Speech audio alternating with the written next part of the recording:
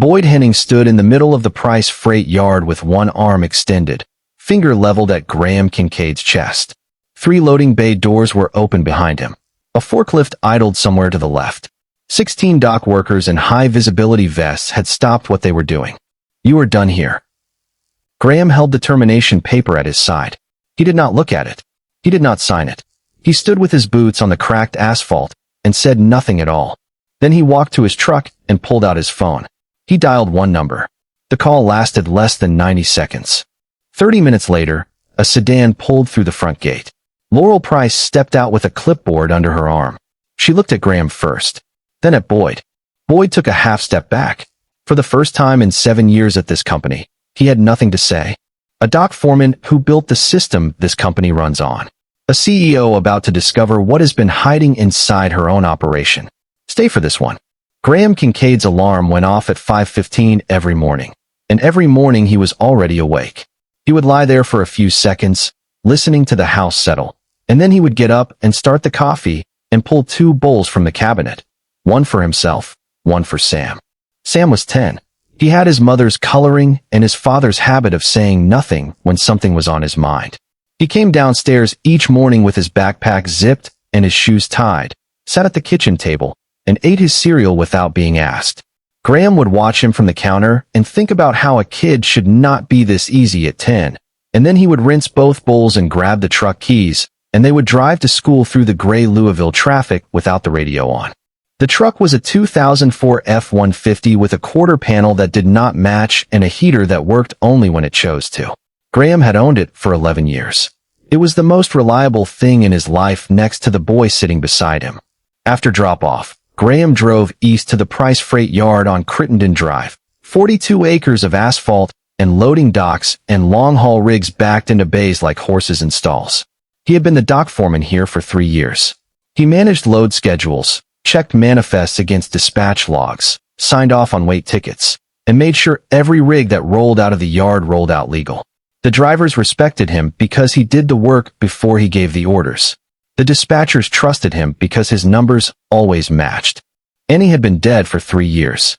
She went in for what they thought was routine, and it was not routine, and she did not come home. Graham did not talk about it. He had been something else before, something that involved server rooms and routing algorithms and contracts with his name across the top, and when she died, he put all of that in a drawer and closed it. He took the foreman job because it started early and ended when Sam's school ended, and it did not require him to think about the life he had built with her. On Saturdays, Sam came with him to the yard. The boy would climb into the cab of one of the parked rigs with a paperback novel and sit there for hours, legs folded, turning pages, perfectly content. The drivers called him Little Foreman, and Sam never corrected them. Hal Brennan was 63 and had driven for Price Freight for 28 years. He was the kind of man who remembered your kid's name, brought you coffee without asking, and never once complained about a load assignment in nearly 3 decades on the road. He treated Graham the way an older brother treats a younger one, with steady, unspoken loyalty. Every morning, Hal walked past the dock office, knocked twice on the frame, and kept walking. That was their greeting. It had never needed more. Boyd Henning ran the Louisville region from an office on the 2nd floor with the blinds always drawn. He had been regional operations director for 7 years, arrived the same year Graham's routing system was installed, though Boyd did not know that. He was a numbers man. Tonnage per shift, fuel cost per mile, driver hours per load. He pushed production targets the way a man pushes a mule, always forward, with no interest in what the mule thought about it. One Tuesday afternoon, Graham was cross-referencing dispatch logs against load manifests when he found 3 entries that did not match. 3 routes logged as completed, trucks dispatched, fuel charged, mileage recorded, but no driver had signed for any of them. No load confirmation. No bill of lading. Graham pulled the fuel receipts. The trucks had not moved. He mentioned it to Boyd the next morning. Nothing formal. Just a question across a desk. Boyd did not look up. System glitch. I'll have IT look at it. Graham let it go. He went back to the dock and finished his shift and picked up Sam and made dinner and sat at the kitchen table after the boy was in bed, and the number stayed with him like a sound he could not quite place. That Friday morning, Boyd called Graham into his office before the shift started. The blinds were drawn. Boyd was already seated with his hands folded on the desk, and between them sat a single document, a safety violation report bearing Graham's name. Boyd slid it forward. 2 weeks ago, you authorized an overweight load on Bay 7. 42,000 pounds on a 36,000-pound rated trailer. Graham looked at the report. He recognized the date. He had pulled that load himself. He remembered the weight ticket because he always remembered the weight tickets. That trailer had carried 31,400 pounds. Nearly 5,000 under the DOT limit. He had signed the manifest. The copy was still in his locker. Sign the acknowledgement, Boyd said, or I file it with OSHA directly. Graham set the paper back on the desk. He did not sign it. Boyd leaned forward. Then you're terminated. Effective immediately. Collect your things, turn in your badge, and be off property by 9. Graham stood. He picked his hard hat off the chair beside him, walked out of Boyd's office, down the metal stairs, and across the yard to his truck. He opened the driver's side door, reached into the center console, and took out his phone. He called Arthur Weldon. Arthur was Price Freight's outside legal counsel and had been for 14 years. He answered on the second ring, the way he always did for Louisville numbers. What Boyd Henning did not know, what no one on that dock knew, what Laurel Price herself had never been told, was that Graham Kincaid had designed the Kincaid Protocol. Every piece of it. The routing architecture, the safety compliance framework, the fuel tracking algorithms, the load optimization matrices. Every system that every Price Freight truck in 9 states ran on bore his name because he had built it from nothing. In 2019, Graham had contracted with Price to design and implement the platform. His contract included a permanent consulting clause stipulating that any material change to his employment status required board notification within 24 hours. The clause existed because the protocol's long-term integrity depended on his institutional access, and the board at the time understood that severing it without review created a risk the company could not absorb. Arthur Weldon had drafted that clause himself. He knew every word of it. Within 4 minutes, Arthur called the board chair. Within 6, the board chair called Laurel. She pulled up the original contract on her laptop, read the name, read the clause, and saw a dock foreman in Louisville she had never once met. A man who had been maintaining her company's entire nervous system from the ground floor for 3 years without a single person above him knowing it. She took her keys off the desk and drove to the yard. 28 minutes. But none of that, not the contract, not the clause, not the call chain, is what made Boyd step backward when her car came through the gate. It was the look on her face. It was the look of someone who had found a termination report that did not match a single number in the system she had built her entire company around. And it was the look of someone who was about to find out exactly why that report had been written. Laurel walked into Boyd's office and set the safety violation report flat on the desk. She pulled the actual load manifest from the digital archive in under 2 minutes. Bay 7, that date, that trailer, 31,400 pounds. The report Boyd had filed claimed 42,000. The gap was not a rounding error. It was not a transposition. It was a number that had been invented from nothing and placed on a company document with the sole purpose of ending a man's employment before he could ask any more questions about the routes that did not exist. She placed the manifest beside the violation report. The 2 documents sat side by side under the overhead light, and the difference between them was not subtle. You filed a fraudulent safety report to terminate an employee who holds a board-level consulting clause with this company, she said. Her voice was level. She did not raise it. Your employment with Price Freight is terminated effective now. Security will escort you to your vehicle. Boyd opened his mouth, and Laurel turned to the logistics coordinator sitting at the smaller desk behind him. The man who had co-signed Graham's termination paperwork without pulling the original weight ticket, without checking a single record, without doing the one thing his job required him to do. You too. The yard was still when they walked out. Boyd carried a single banker's box with both hands, and the logistics coordinator followed 3 steps behind him with nothing at all. Security flanked them on each side. 42 acres of concrete and steel, and not a sound except the diesel idle of a rig in Bay 9 that no one had thought to shut off. Dock workers stood along the bay edge with their arms at their sides. Dispatchers watched from the second-floor windows. Hal Brennan stood beside his rig in Bay 2 with his arms crossed and his jaw tight, watching Boyd's car pull through the gate and turn south on Crittenden without stopping. Nobody spoke. Nobody needed to. Everyone on that dock had watched Graham get fired that morning. Every one of them had watched him walk to his truck and make a phone call and stand there for 30 minutes without moving. And every one of them had just watched the man who fired him leave the property in a box. Laurel found Graham beside his truck. He was leaning against the bed with his arms folded and his hard hat on the hood. He had not moved since the call. She had known the Kincaid protocol her entire tenure as CEO.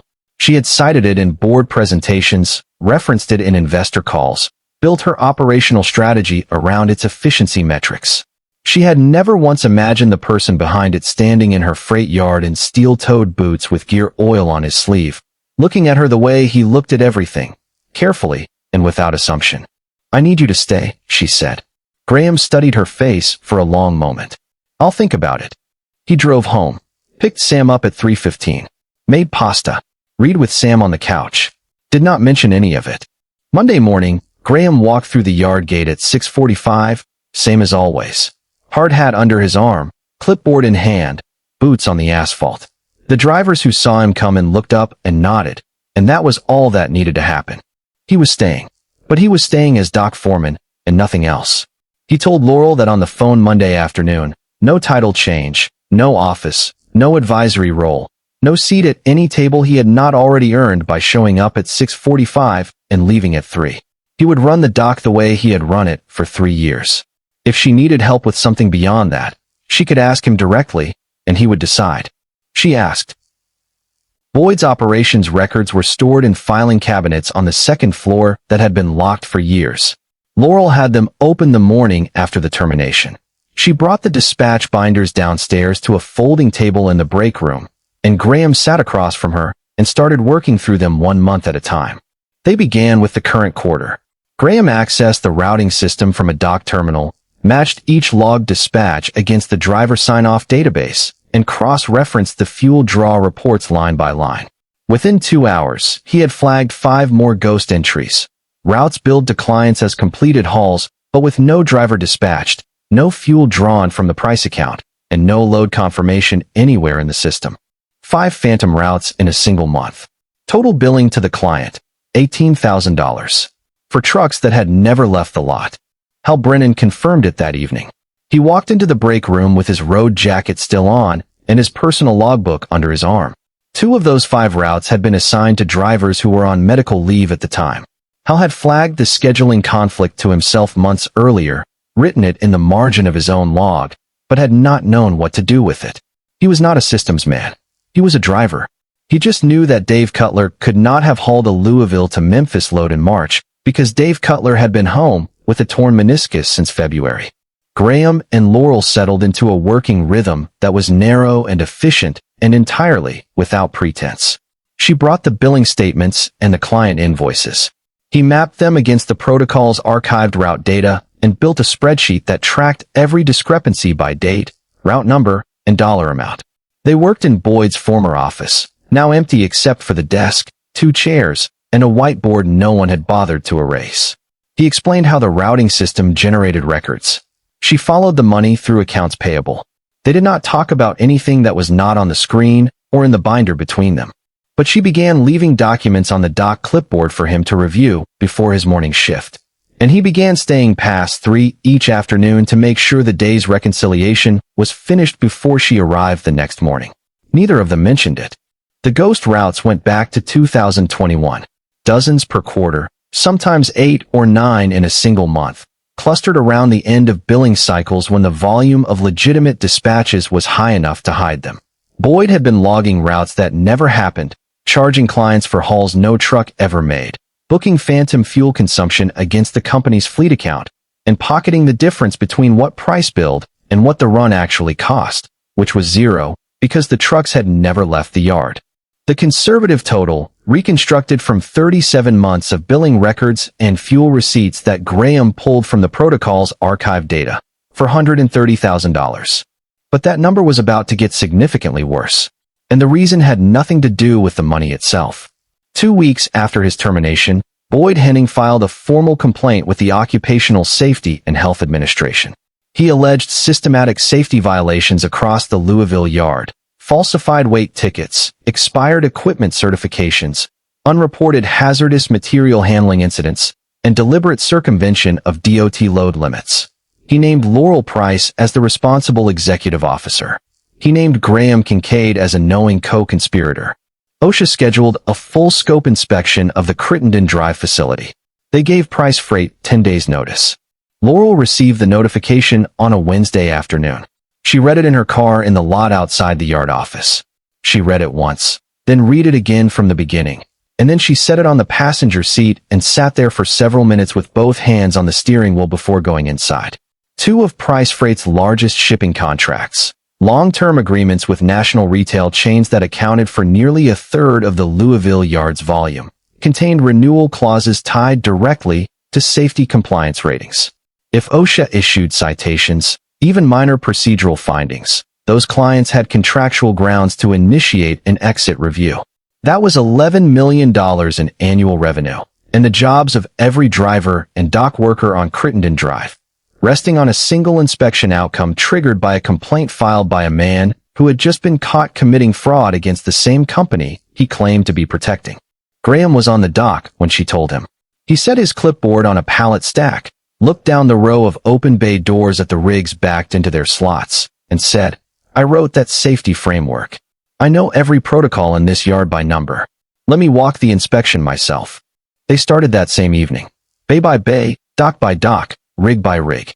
Graham walked Laurel through every tie-down specification, every load securement anchor rating, every ventilation cycle schedule, every fire suppression system, and its inspection tags.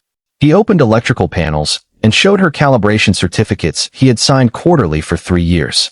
He pointed to maintenance logs filed in binders he kept in the dock office closet, logs no one had ever asked to see, because no one had ever needed to. Every bolt, every placard, every painted hazard line on that asphalt existed because the Kincaid protocol specified it, and Graham had put it there himself. Laurel followed with the clipboard, marking each item against the OSHA checklist, writing notes in the margins in small, precise handwriting. They worked past sundown. The overhead dock lights clicked on and turned the yard amber, and they kept walking. She did not need to stay that late. The checklist could have waited until morning and nothing would have been lost. But she stayed, and he did not tell her to leave, and when they finished the last bay at 9:40, they stood in the empty yard under the amber light and said nothing for a long while. Neither of them called it anything, but neither of them walked away from it, either. The following Tuesday, Graham was sitting at the dock terminal reconciling the ghost route billing against Price Freight's accounts payable ledger when a line item appeared that he had not seen in any previous pass through the records. It was an invoice, dated January of the previous year, billed to Price Freight's Louisville operations account from an entity called Henning Logistics Consulting, LLC. The service described on the invoice read, Route Optimization Advisory, Southeastern Corridor. The amount was $8,700. Graham ran the name through the vendor management system.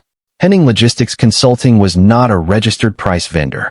It had no master contract on file, no W-9, no procurement onboarding record. He pulled the Kentucky Secretary of State's business registry. The LLC had been incorporated 3 years earlier. The registered agent was Boyd Allen Henning. The mailing address was a P.O. box in Shepherdsville, 20 minutes south of the yard. Graham went back into accounts payable. He searched by vendor name first, then by dollar amount range, then by the specific general ledger code Boyd had used to classify every payment. A code reserved for third-party logistics consulting that no one in the Louisville office had authority to approve except the regional operations director himself.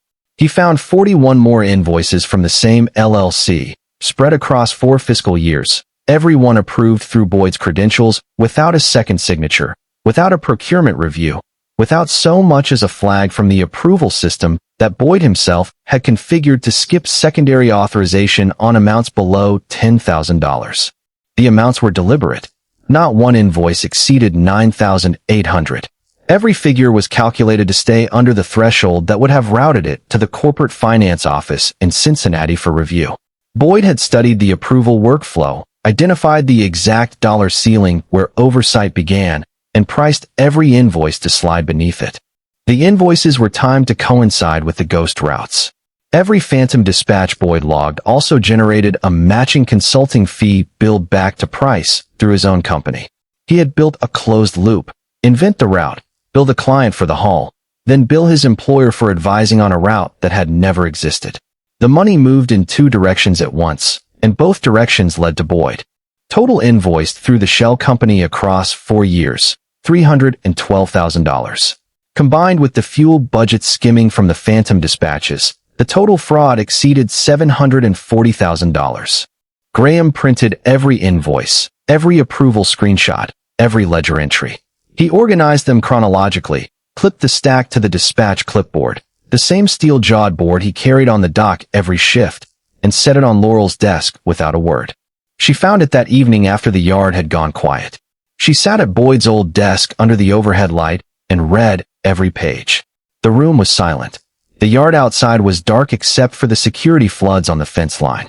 When she finished the last page, she set the clipboard down and placed both hands flat on the stack of paper and stayed that way for a long time, looking at numbers that had been moving through her company for 4 years while she signed quarterly reports and told her board the operation was clean. Graham was still in the yard. He was checking tie-down straps on a rig in Bay 4, doing what he always did at the end of a shift, when she came through the side door. "How long have you known?" she said. "Since Tuesday." She stood at the edge of the loading apron. He waited. The only light was the security flood above Bay 4, sharp and white. She nodded once, turned, and walked back inside. The next morning, Laurel called the FBI field office in Louisville. The 2 OSHA inspectors arrived at the Crittenden Drive yard on a Thursday at 8:15 in the morning. They carried tablets and measuring tapes and dosimeters and a 14-page checklist broken into 9 compliance categories. They planned to start at Bay 1 and work east across the full facility. Graham met them at the gate. He wore the same boots and the same navy jacket he wore every shift. He carried the dock clipboard loaded with every calibration certificate, every maintenance log, and every equipment inspection record organized by bay number and date. 3 years of documentation that he had filed himself and never once been asked to produce. He walked them through the entire yard. For hours. Every fire extinguisher mount and its service tag. Every eyewash station and its pressure reading. Every load securement anchor point and its rated capacity. Every emergency exit. Every ventilation sensor. Every electrical panel. He opened a maintenance hatch on the Bay 6 loading ramp and showed them a serial numbered inspection tag he had signed and dated 6 weeks earlier. He pulled ventilation calibration logs from the protocol archive and set them beside the OSHA specification table. Every number matched. Every interval was current. Every procedure was documented down to the revision date. The yard received 0 citations. Not a single finding across 14 pages. Every system was in compliance. Every record was current. Every piece of equipment was where the protocol said it should be and doing what the protocol said it should do, because Graham had written the protocol, and Graham had maintained it, and Graham had never once allowed a shortcut to go uncorrected. But the inspectors found something outside their safety mandate. During their review of fleet operations data, which they had accessed as part of the original complaint investigation, they identified billing irregularities in the dispatch system. Routes logged with no corresponding driver GPS data. Fuel charges posted against trucks that showed 0 mileage. The anomalies fell outside OSHA's jurisdiction, so they documented them in an appendix and forwarded a formal referral to the appropriate federal agency. Boyd learned about the referral 3 days later. A former dispatcher at Price, someone who still owed him from years back, called and told him the FBI had requested 4 years of billing records from the Louisville operation. That night, at 10:40, Hal Brennan was coming off a late haul on I-65 southbound. He took the Crittenden Drive exit to park his rig at the yard for the weekend. When he rolled through the gate, he saw a car tucked behind the dispatch building with its lights off and its engine cold. He knew that car. He had parked next to it in the employee lot for 7 years. Hal called Graham. Graham called Laurel. They arrived within 12 minutes of each other. The night security guard had already noticed the server room's side door propped open with a rubber loading wedge. Inside, they found Boyd standing at the dispatch terminal with an external hard drive plugged into the front USB port. He had copied 9 months of billing data. He was 2 keystrokes from formatting the local archive. Graham walked past him and pulled the drive from the port. Boyd did not resist. He did not speak. He stood under the fluorescent lights with his hands at his sides and the stillness of a man who understood that every exit behind him had closed at once. Security held Boyd in the break room. Laurel called Louisville Metro Police from the hallway. 2 officers arrived at 11:18. Boyd was placed in handcuffs and walked to the patrol car without a word. Federal wire fraud charges were unsealed 16 days later. The state of Kentucky added counts for evidence tampering and obstruction. Boyd Henning's attorney entered a not guilty plea, and the case was assigned to a judge in the Western District of Kentucky. Price Freight convened a full board meeting in Louisville the following week. The conference room was on the 6th floor of the downtown office, a room with floor-to-ceiling windows that looked north toward the river. Laurel had first entered it years ago as her father's guest, sitting in a chair against the wall while the adults made decisions she did not yet understand. Now she stood at the head of the table with a binder in front of her and a projection screen behind her, and she presented the audit that she and Graham had assembled over the course of 5 weeks. She walked the board through every layer. 37 months of ghost routes, dispatches that existed only in the billing system, for trucks that had never started their engines. 41 invoices routed through a shell company registered under the perpetrator's own legal name at a P.O. box 20 minutes from the yard. A fabricated safety report filed against the one employee in the building with the technical knowledge to uncover all of it. $740,000 diverted from company accounts through a scheme that required nothing more than a regional director's login credentials and the certainty that no one above him would check his numbers. When she finished, the room was quiet for several seconds. The board chair asked one question: whether the FBI investigation was proceeding independently of Price Freight's internal audit. Laurel confirmed that it was. The board voted unanimously. Laurel's authority was affirmed without further discussion. The operational restructuring she had proposed, eliminating the regional director layer entirely and placing the Louisville yard under her direct executive oversight, was approved on the first motion. A second motion authorized a full audit of every Price Freight regional office, using the same reconciliation method Graham had designed. Arthur Weldon stood at the end of the session and formally read the language of Graham's consulting clause into the board record. He noted that the clause had been in continuous effect since 2019 and had never been invoked until now. He noted that it entitled Graham to a permanent seat on the company's technical advisory board, with full voting rights on all infrastructure and compliance decisions. Graham was not in the conference room. He was on the loading dock at Crittenden Drive, 200 miles south, checking manifests for a Tuesday morning dispatch the way he had checked them every morning for 3 years. Laurel called him that afternoon. She told him about the seat. She told him Arthur had read the clause into the record, that the board had acknowledged it formally, and that the chair was his. No application, no probationary review, no condition of any kind. "I appreciate that," Graham said, "but I'm good where I am." She was quiet for a moment. Then she said, "All right." That was the entire conversation. Graham hung up and walked back to Base 6. He picked up the clipboard, signed the next manifest, and set it on the desk, held past the dock office, knocked twice on the frame, and kept walking. Some things do not need to change in order to matter. 2 weeks passed. The yard settled into the rhythm it had kept for decades before Boyd Henning and would keep for decades after. Rigs cycling through the gate, loads dispatched, manifests signed, drivers coming and going with the steadiness of something ancient and mechanical. Graham's shift started at 6:45 and ended at 3, same as before. The only visible difference was that the second-floor office stood empty now, and the blinds that had been drawn for 7 years were finally open. Saturday morning. Sam sat in the cab of a parked Kenworth in Bay 3 with a paperback across his knee. He had grown enough to pull himself into the cab without the step rail now, and he liked it up there. The wide windshield, the height of the seat, the quiet of a truck that was not going anywhere. Laurel's car came through the gate at 9:30. She told the security guard it was a quarterly operations review. There was no quarterly review on the schedule, and Graham knew that, and he did not say anything about it. She walked the dock for 20 minutes, pausing at stations she had already checked the week before, looking at rigs she had already inspected. Then she stopped beside the Kenworth and saw Sam through the windshield. She walked around to the passenger side and looked up at him. "What are you reading?" Sam held the book so she could see the cover. He told her the title and that he was on Chapter 11 and that the dog in the story was probably going to be fine, but he was not completely sure yet.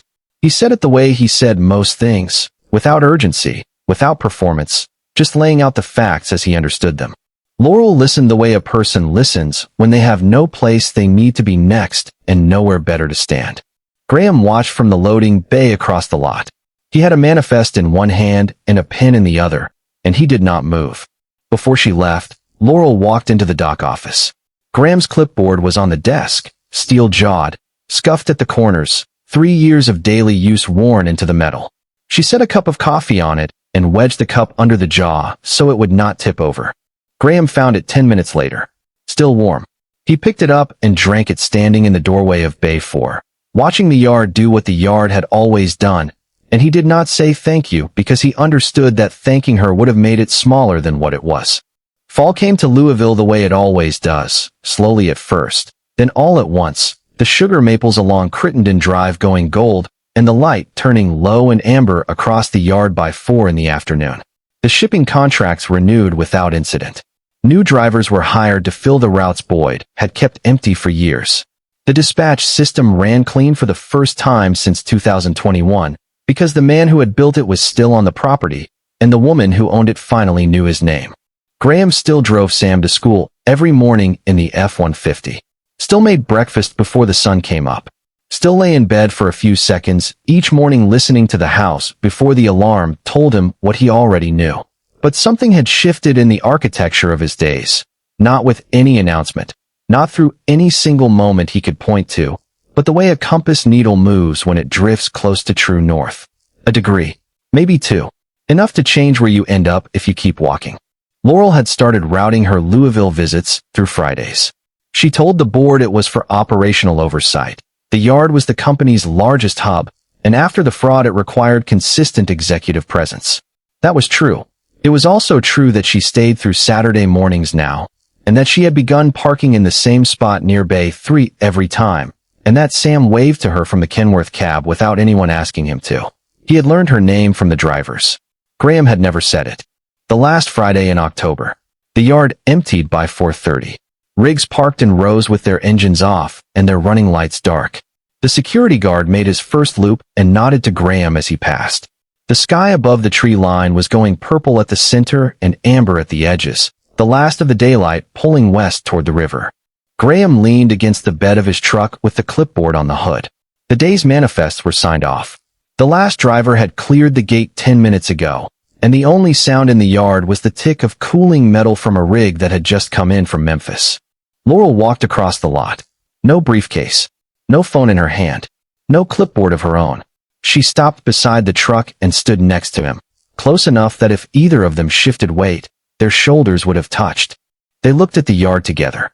The same cracked asphalt where Boyd had leveled his finger at Graham's chest and told him he was done. The same gate where her sedan had rolled through 30 minutes after a single phone call changed everything. The same bays they had walked side by side before the OSHA inspection, counting every bolt and every tag. The same desk where Graham had set $740,000 of evidence on a clipboard and walked away without a word. The same server room where Hal had called at 10:40 on a night when all of it could have disappeared. Neither of them spoke for a long time. Graham reached over and picked up the clipboard from the hood. He held it out to her, not because there was anything left on it to read. The manifests were filed. The routes were dispatched. The day was done. She took it anyway and held it against her side the way he held it every morning when the shift was starting and the whole day stretched out ahead of him. He put his hands in his jacket pockets. She stayed. Somewhere out on I-65, a price freight rig downshifted heading south, and the sound carried across the yard like a long breath finally let go. Neither of them had been looking for this. That was the only reason either of them trusted it.